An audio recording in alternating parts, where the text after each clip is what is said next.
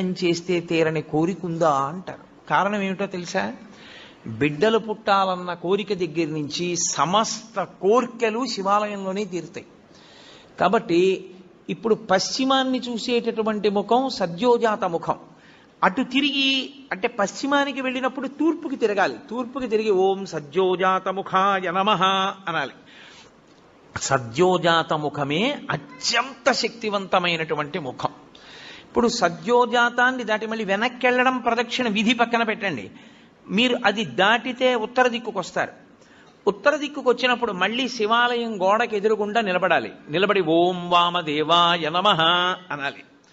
వామదేవుడు అంటే ఎవరు అన్నది శివమహాపురాణం చెప్పింది. ఏమ్మా పిల్లని కాసేపు బయటికి తీసుకెళ్ళకూడదా?